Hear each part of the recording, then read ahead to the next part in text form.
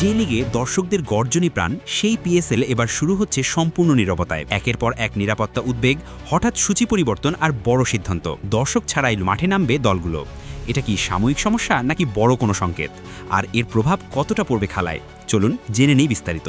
বিশ্ব ক্রিকেটে franchise league মানেই দর্শকদের উন্মাদনা, গ্যালারির গর্জন আর উৎসবের আমেজ। কিন্তু এবারের পিএসএলে দেখা যাবে একেবারে ভিন্ন চিত্র। নিরাপত্তা পরিস্থিতির কারণে পুরো টুর্নামেন্টটি শুরু হতে যাচ্ছে দর্শক শূন্য গ্যালারিতে, যা ক্রিকেট ভক্তদের জন্য নিঃসন্দেহে বড় ধাক্কা। এই গুরুত্বপূর্ণ সিদ্ধান্তের কথা জানিয়েছেন মহসিন নাকভি, যিনি পাকিস্তান ক্রিকেট বোর্ডের চেয়ারম্যান। তার মতে বর্তমান পরিস্থিতি বিবেচনায় নিরাপত্তাকে সর্বোচ্চ গুরুত্ব দিয়েই এই পদক্ষেপ নেওয়া হয়েছে।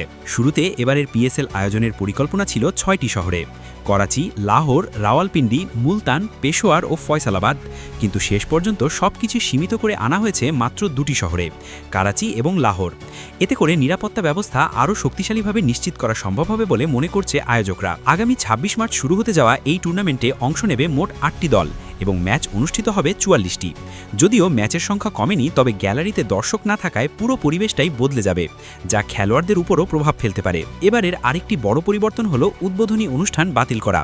সাধারণত পিএসএলের উদ্বোধন হয় জাঁকজমকপূর্ণ অনুষ্ঠানের মাধ্যমে, যেখানে তারকা শিল্পীদের পারফরমেন্সে জমে ওঠে উৎসব। কিন্তু এবার সেই আয়োজনও থাকছে না। দর্শক না থাকার ফলে আর্থিক ক্ষতির মুখে পড়তে পারে ফ্র্যাঞ্চাইজিগুলো।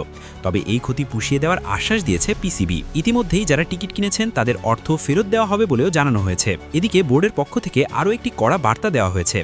যেসব খেলোয়াড় চুক্তি ভেঙে অন্য লিগে যোগ দিয়েছেন তাদের বিরুদ্ধে নেওয়া হবে কঠোর ব্যবস্থা। পাশাপাশি বোর্ডের খণ্ডকালীন কর্মীদেরও অন্য ফ্র্যাঞ্চাইজির সঙ্গে কাজ করার সুযোগ দেওয়া হচ্ছে। যদিও পিসিবি চেয়ারম্যান দাবি করেছেন পাকিস্তানের সরাসরি কোনো বড় নিরাপত্তা সংকট নেই। সবচেয়ে বড় প্রশ্ন এখন, দর্শকবিহীন এই পিএসএল কতটা সফল হবে? গ্যালারির উচ্ছ্বাস ছাড়া কি খেলোয়াড়রা তাদের সেরা পারফরমেন্স দিতে পারবে? একদিকে নিরাপত্তা, অন্যদিকে ক্রিকেটের আনন্দ, এই দুইয়ের মধ্যে ভারসাম্য রাখতেই এমন কঠিন সিদ্ধান্ত নিতে হয়েছে আয়োজকদের। সব মিলিয়ে এবারের পিএসএল শুধু একটি টুর্নামেন্ট নয়, এটি এক নতুন বাস্তবতার প্রতিচ্ছবি, যেখানে ক্রিকেটকে চালিয়ে নিতে বদলাতে হচ্ছে নিয়ম, পরিবেশ আর ভাবনাও। এখন দেখার বিষয়, এই নীরব গ্যালারির মাঝেও কি জমে উঠবে ক্রিকেটের আসল লড়াই।